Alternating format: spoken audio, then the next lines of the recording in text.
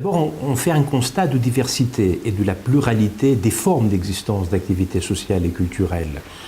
Il y a des comités d'entreprise qui sont assez dotés en moyens et d'autres qui sont relativement pauvres ou appauvris par la conjoncture, par les délocalisations. Et du coup, le budget des activités sociales est indexé sur la masse salariale et on connaît très bien comment évolue aujourd'hui la masse salariale et connaît-il du sort du capitalisme d'entreprise, des entreprises un peu dans leur évolution institutionnelle. Après, si on veut dégager de grandes tendances, on peut dire qu'il y a plusieurs tendances de fond qui structurent les activités sociales et culturelles. D'abord, on observe tous une certaine individualisation des pratiques culturelles et une surabondance de biens et de services en matière de loisirs et de vacances. Deuxième tendance, c'est une marchandisation accrue des activités sociales. Le gros morceau des dépenses concerne plutôt le secteur privé et beaucoup moins ce qu'on appelle l'économie sociale et solidaire. Et cette marchandisation se trouve aujourd'hui simplifiée par des formes comme le chèque vacances, etc., où finalement l'offre du comité d'entreprise en matière sociale, c'est plutôt de la redistribution, pour le dire prosaïquement, de la billetterie, qui peut aussi couvrir certains besoins. Il ne s'agit pas de mettre en cause cette pratique-là, mais si elle se limite à une simple offre de redistribution, on risque de rater d'autres dimensions constitutives des idéaux, de la liberté, de l'émancipation, qui fondent en quelque sorte la raison d'être des activités sociales et culturelles. Et puis il y a d'autres évolutions, par exemple un élargissement des bénéficiaires potentiels, parce que historiquement ces activités étaient destinées à des couches populaires, ouvriers, employés pour aller vite, mais maintenant où une grande partie du salariat sont des cadres, ou des personnes assimilées en tant que cadres, ou des personnes qui se projettent dans le statut de cadre, comme des Bac+2 qui commencent agent de maîtrise, et quelques années plus tard, elles aimeraient passer au statut de cadre, cadre expert, pas forcément cadre encadrant. Donc il y a un élargissement de la base potentielle des bénéficiaires, ce qui est très bien évidemment, parce que c'est des activités sociales et culturelles universelles, doivent prendre en considération l'ensemble du salariat, à cette différence près que ces nouvelles couches qui frappent à la porte des activités sociales apportent avec eux leur mode de vie, leurs besoins, leurs attentes, qui ne sont pas forcément copier-coller à ce qu'on faisait traditionnellement jusqu'ici. D'où le besoin de changer, de se moderniser, de réactualiser, sans évidemment passer à la trappe les fondamentaux, c'est-à-dire le fait de servir des besoins et de traiter l'être humain, non pas comme une machine productive et qui est là pour maximiser le profit, mais comme un être sensible avec des besoins, c'est-à-dire de montrer que le salariat, ce n'est pas simplement la productivité du travail, mais le hors-travail. Parce que l'homme produit avec toutes ses capacités aujourd'hui, c'est toute la subjectivité qui est sollicitée, que ce soit dans les services ou dans l'industrie, pour être efficace et productif. Du coup, on a besoin de travailleurs équilibrés, qui trouvent leur plaisir dans le travail et peuvent aussi accéder, autant qu'êtres sociaux, à l'offre culturelle, à l'offre sociale, aux vacances, aux loisirs, à la hauteur de leur propre ambition.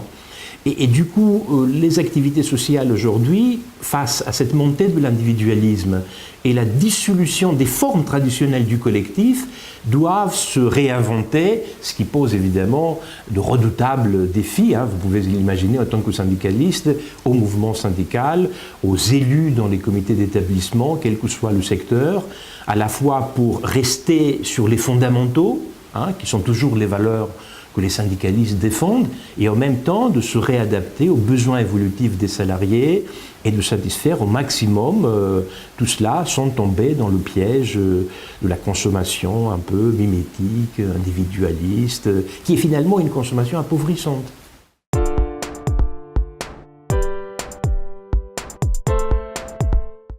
Il faut dire d'emblée que il n'y a pas de recette magique, c'est-à-dire il n'y a pas une recette miracle à partir de laquelle on va réinventer des activités sociales et culturelles.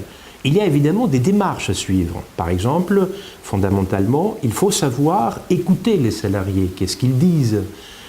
parfois, autant que syndicaliste, on peut avoir l'impression que les besoins sont les mêmes, identiques, non évolutifs.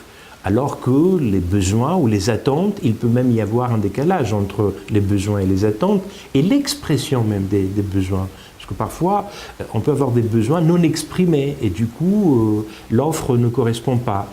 Donc la première tâche dans une démarche consultative, c'est de savoir déchiffrer, décoder les nouvelles attentes et de les mettre en perspective, tout en sachant qu'on ne peut pas satisfaire tous les besoins au vu du fait que le financement des activités sociales est très faible relativement.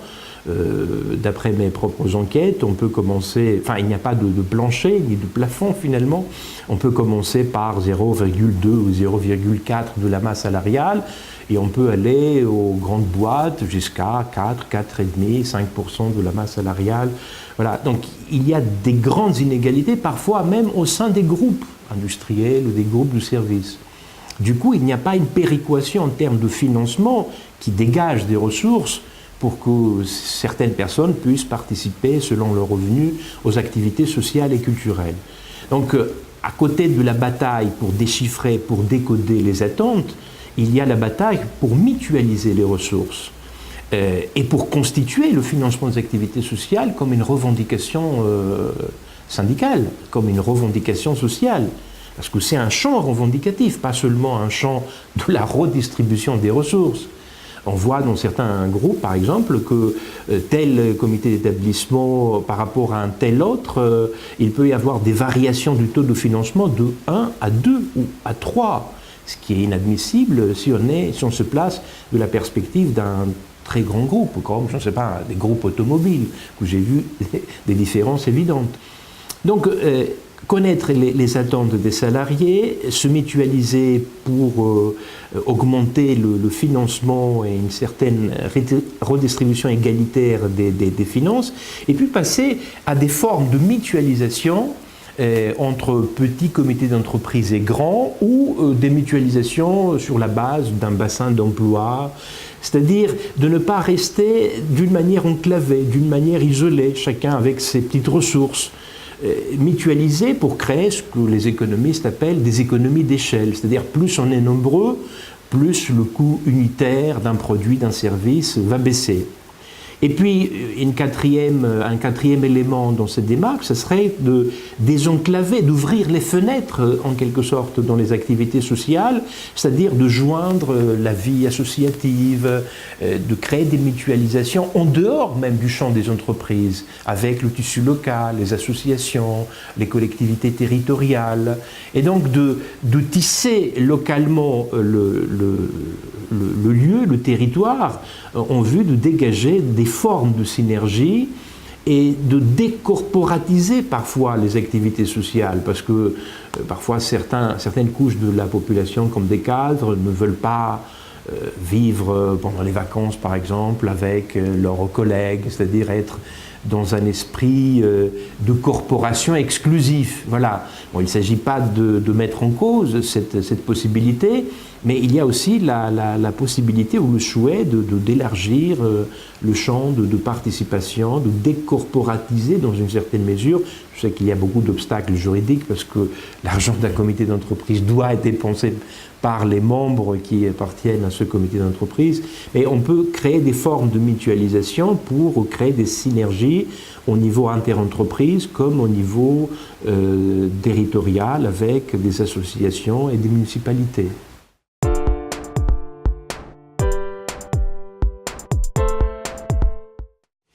Oui, après ça dépend si on parle d'un moyen constant ou on a aussi une revendication pour élever un peu le taux de financement des activités sociales comme pourcentage de la masse salariale.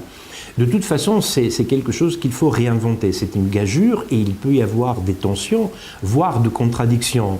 Et évidemment, beaucoup d'inégalités, ou plutôt d'asymétrie entre des petits comités d'entreprise ou des grands comités d'entreprise, comme il y a aussi des asymétries en ce qui concerne les catégories socio-professionnelles.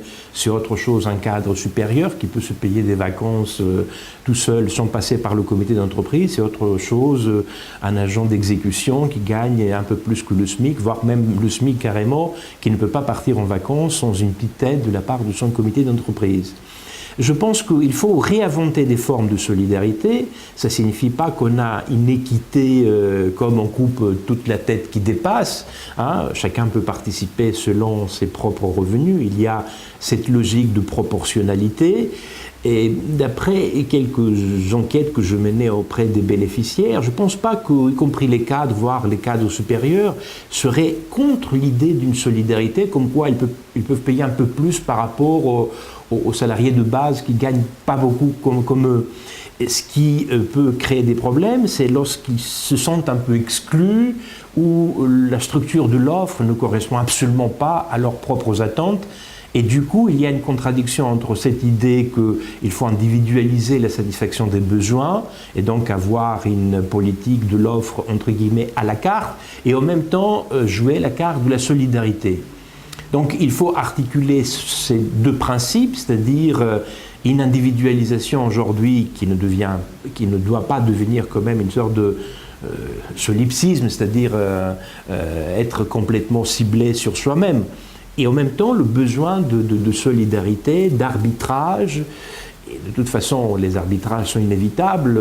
Une des forces du syndicalisme, de sa qualité en quelque sorte de synthétiser des intérêts sociaux, c'est de faire des arbitrages, y compris au sein du salariat, pour dégager un intérêt général.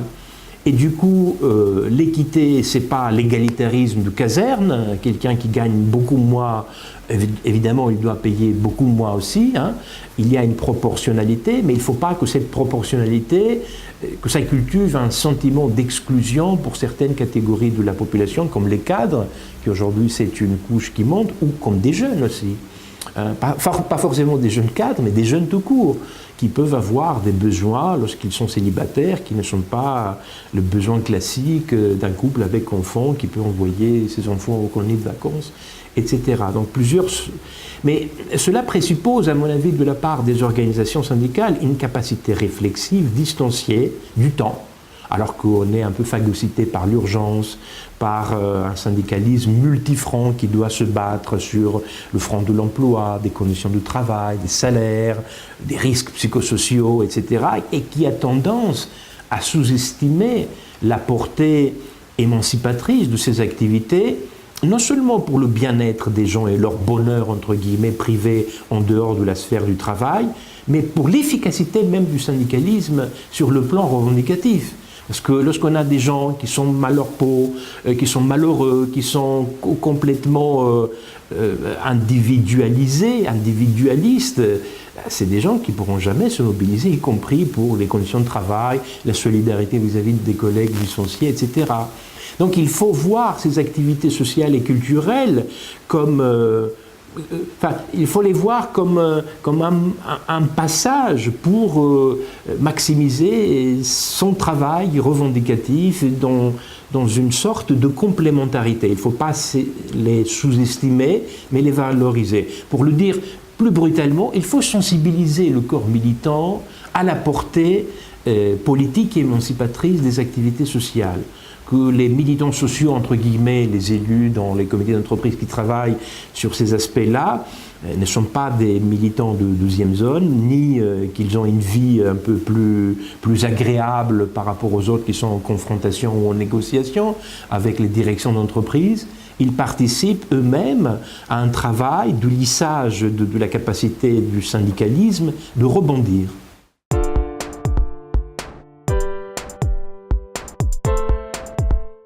En conclusion, on peut dire que les organisations syndicales ont plusieurs tâches concernant les activités sociales et culturelles. D'abord, de consolider leur présence dans des comités d'entreprise. Par exemple, il y a des commissions dans des comités d'entreprise qui ne fonctionnent jamais, parce qu'il n'y a pas un militant pour les animer. Hein. Des commissions fantômes où les gens ne viennent même plus. Hein. Voilà, donc faire fonctionner de manière plus efficace les commissions des comités d'entreprise, notamment en ce qui concerne les activités sociales et culturelles. Ne pas considérer que la seule commission valable d'exister, c'est la commission emploi ou conditions de travail. Deuxième chose, il ne suffit pas de participer dans des commissions pour faire de la figuration, il faut élaborer une vraie politique de l'offre, notamment évidemment pour les comités d'entreprise qui ont des ressources. Parce que si on a très peu de ressources, évidemment, à part de faire de la redistribution via la billetterie, chèque vacances, ou à la limite de créer certaines formes de mutualisation avec d'autres comités d'entreprise plus importants.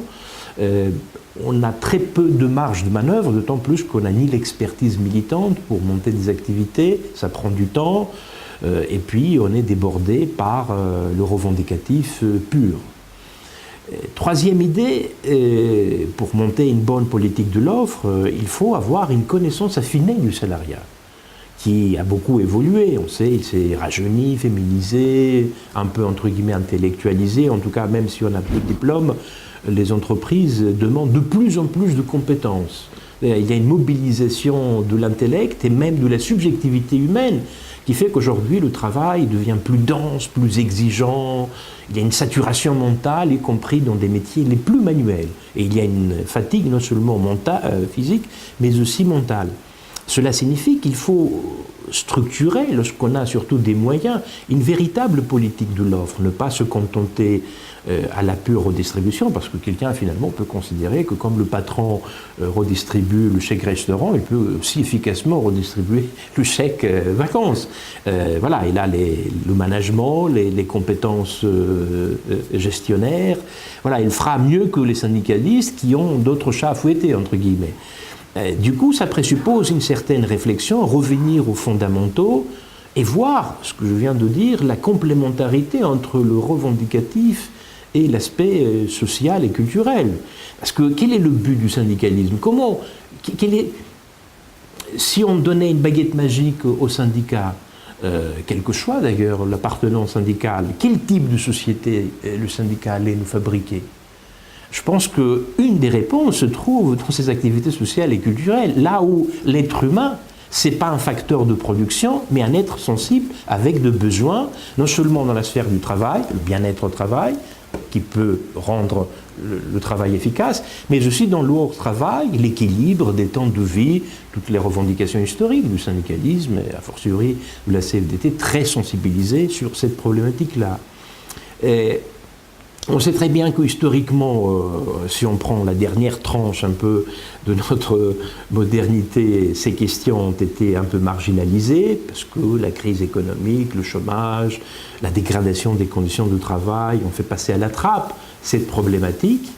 Maintenant, peut-être, c'est le moment de revenir à la charge, non pas pour privilégier un pôle contre un autre, mais de rééquilibrer dans un objectif de complémentarité pour faire un saut qualitatif, pour passer peut-être à une autre étape.